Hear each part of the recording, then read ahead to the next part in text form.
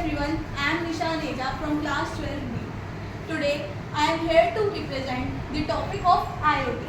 IoT अब मैं आपको बहुत अच्छी तरीके से समझाऊंगी कि IoT होता क्या है एक्जैक्टली। अब हम समझते हैं कि IoT फुल फॉर्म होती है इंटरनेट ऑफ थिंग्स।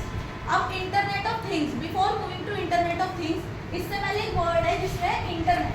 अब इंटरनेट ने स्टार्टिंग में किया क्या, सबको पता ही होगा। जैसे कि इंटरनेट ने स्टार्टिंग में किया क्या, इंटरनेट ने स्टार्टिंग में किया, उसने ह्यूमंस को पहले आपस में कनेक्ट करा। जैसे कि एग्जांपल, लॉकडाउन लगा था कोविड के टाइम पे, तो कोई आपस में मिल नहीं पा रहा था। जब भी हम लोग एक दूसरे से कनेक्ट थे थ्रू वीडियो कॉल्स कर पाते। स्कूल चल रहा था हमारा जूम ऐप से, हम लोग जूम से पढ़ाई भी कर पा रहे थे, एक दूसरे से कम्युनिकेशन भी कर पा रहे थे, एक दूसरे से मतलब बेसिकली हम कनेक्टेड थे। उस टाइम पे भी हम लोग ऐसा नहीं था कि इंटरनेट नहीं है, हम लोग कुछ नहीं कर पा रहे। अब इसके बाद भी जब इसको हम एक तरह से इंटरनेट ऑफ ह्यूमंस भी बोल सकते थे पहले, लेकिन इंटरनेट ऑफ ह्यूमंस के बाद आया इंटरनेट ऑफ थिंग्स। जब इंटरनेट ऑफ थिंग्स आया उसके बाद हुआ क्या, मतलब इंटरनेट ऑफ थिंग्स को आप एक तरह से देख सकते हो डिवाइसेस में। डिवाइसेस क्या होता है, जैसे कि devices which is embedded with a certain kind of electronic hardware software। जैसे कि एक डिवाइस होता है जो आपस में कनेक्ट हो, जो आपस में कम्युनिकेशन कर पाए, डाटा शेयर कर पाए, इससे आप इंटरनेट ऑफ थिंग्स को समझ पाते। ठीक है, अब इसका एक रियल लाइफ एग्जांपल लेते हैं। सेंसर्स सबको पता ही होंगे। जैसे कि अब सेंसर्स होते हैं, जैसे कि कहीं पे फायर, आपके घर पे कहीं पे फायर या स्मोक हुआ, जब कहीं पे फायर और स्मोक हुआ तो एक सेंसर होता है, चाहे वो किचन में हो चाहे वो कहीं पे भी हो, तो वो तुरंत अलर्ट कर देता है उस टाइम। जब वो अलर्ट कर देता है उसके बाद आपके फोन पे भी नोटिफिकेशन आने लग जाते हैं। जब वो नोटिफिकेशन आते हैं तो आप अलर्ट हो जाते हो कि उसके बाद हमें आगे करना क्या है। इस जगह पे अगर फायर हुआ है, जगह पे स्मोक हुआ है, तो उसमें भी एक तरह से IoT है।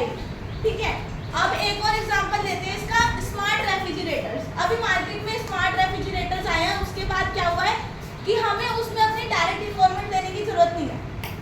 जैसे कि डायरेक्ट इन्वॉल्वमेंट देने की जरूरत नहीं है, उसमें जो चीज़ एक्सपायर हो रही होती है या जो चीज़ भी खत्म हो रही होती है वो रेफ्रिजरेटर अपने आप शॉपिंग लिस्ट बना के आप लोगों के फ़ोन पे सेंड कर देता है। समझ आया सबको। उसके बाद हम आगे बढ़ते हैं IoT की हिस्ट्री में। अब इसकी हिस्ट्री क्या है, जैसे 1991 में केविन एस्टन ने IoT वर्ड का पहली बार यूज करा था।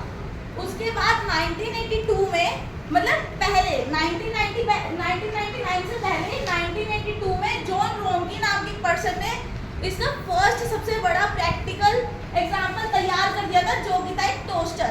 वो टोस्टर स्विच से ऑन ऑफ नहीं होता था, वो टोस्टर चलता था, रिमोट से कंट्रोल होता था वो टोस्टर। उस टोस्टर को IoT का सबसे बड़ा एग्जाम्पल माना जाता था। उससे पहले भी एक वेंडिंग मशीन आई थी, लेकिन टोस्टर को सबसे बड़ा एग्जाम्पल माना जा सकता था।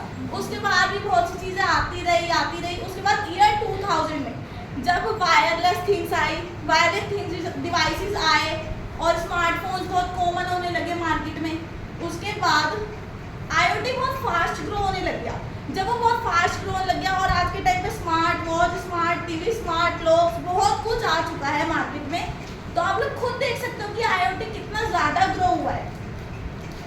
और आई वॉज वेरी शॉक्ड जब मैंने ये चीज़ गूगल पे सर्च करी कि 2025 के एंड तक IoT के इंडिया में कितने ज़्यादा डिवाइसेस होंगे। 1010 करोड़ डिवाइसेस होंगे इंडिया में IoT के 2025 के एंड तक, और 2025 बस एंड होने ही वाला है। इसके बाद हम अगर इतने डिवाइसेस बन ही रहे हैं तो जनरल सी बात है उसके एडवांटेजेस तो होंगे, तभी वो इतने ज़्यादा ग्रो हो रहे हैं इतनी फास्ट तरीके से। अब हम बात करते हैं इसके advantages. First advantage of IoT is automation and efficiency. अब ये ऑटोमेशन क्या होता है, ऑटोमेशन इज दैट कि काम अपने आप होने लग जाए बिना हमारी मैनुअल नीड के, हमें डायरेक्ट इन्वॉल्वमेंट ही ना देना पड़े और काम भी हो जाए। अब एफिशिएंसी, कम रिसोर्सेज में ज़्यादा काम हो। Example, washing machine. Smart washing machine में आप कपड़े डालोगे, वो डिटेक्ट करेगी कपड़ों को, उनका वेट डिटेक्ट करेगी, और उसके बाद अपने आप पानी भी यूज़ करेगी, अपने आप डिटर्जेंट भी, जिससे डिटर्जेंट भी सेव हो रहा है और पानी भी सेव हो रहा है। और इसका सेकंड एग्जांपल है टाइम सेविंग। टाइम सेविंग तो हो ही रहा है ना, जब हमें कोई मैनुअल सेट करने की जरूरत नहीं पड़ रही, कुछ डायरेक्ट इन्वॉल्वमेंट ही नहीं है, तो टाइम सेव तो होगा ही होगा, एनर्जी भी सेव होगी, एफर्ट्स भी नहीं लगेंगे। उसके बाद आता है बेटर रिसोर्स मैनेजमेंट।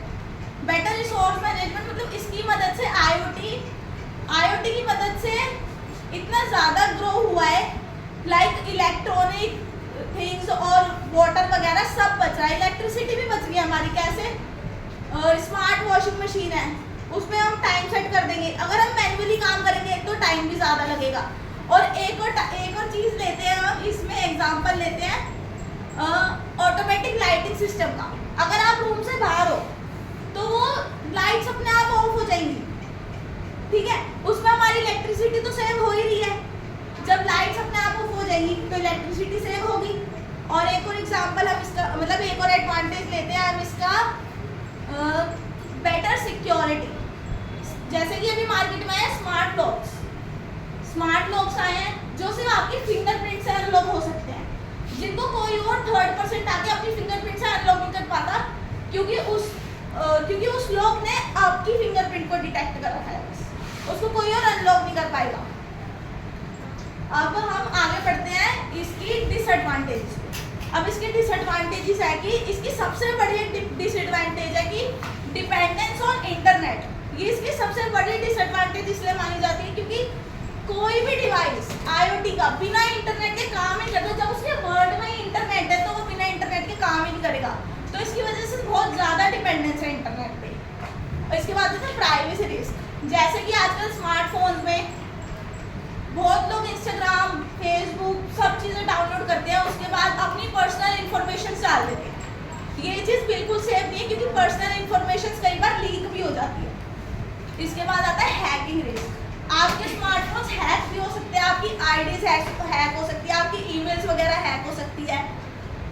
उसके बाद आता है जॉब लॉस इन सब सेक्टर। ये भी इसका डिसएडवांटेज है बड़ा, क्योंकि अगर सब काम ऑटोमेटिकली होने लग जाएंगे ऑटोमेशन की वजह से, जैसे फार्मर्स पहले अपने काम खुद करते थे, इरिगेशन खुद करते थे, मॉनिटरिंग खुद करते थे, लेकिन अब ये दोनों काम स्मार्ट डिवाइसेस करते हैं, तो उससे मैनुअल लेबर का तो लॉस है ही, उनकी जॉब चलेगी, वो अनएम्प्लॉयड हो गए। और इसके बाद हम इसका एक और डिसएडवांटेज लेंगे जो है कॉस्ट। हमारी अगर ये स्मार्ट डिवाइसेस इतने महंगे होते जा रहे हैं तो हमारी कॉस्ट भी ज़्यादा रहेगी। अब एक 50,000 की वॉशिंग मशीन अगर हम खरीदेंगे जिसमें हमें खुद काम नहीं करना पड़ेगा, ये भी है कि अगर हमें उसमें खुद काम करना पड़ेगा, लेकिन हमारे पैसे तो उसमें ज़्यादा जा रहे हैं ना, कॉस्ट तो होगा ही होगा। और limited life span of some devices, जैसे कुछ डिवाइसेस जल्दी पुराने हो जाते हैं, हमें उनको बार बार या तो सर्विस करानी पड़ती है या रिप्लेस कराने पड़ते हैं, तो इसमें हमारा ही नुकसान है, उसमें हमारी कॉस्ट भी ज़्यादा जाएगी, ठीक है। जैसे एक इलेक्ट्रॉनिक स्कूटी या एक इलेक्ट्रॉनिक फ़ोन, स्मार्टफोन ले लेते हैं हम। स्मार्टफोन लेंगे, उसमें थोड़े टाइम चलाएंगे, हम उसको 2-3 साल चलाएंगे, उसके बाद वो ख़राब होने लग जाएगा या धीरे चलने लग जाएगा, हैंग होने लग जाएगा। उसके बाद हम उसको या तो सर्विस पे दे देंगे या हम खुद ही परेशान होकर उसको रिप्लेस कर देंगे।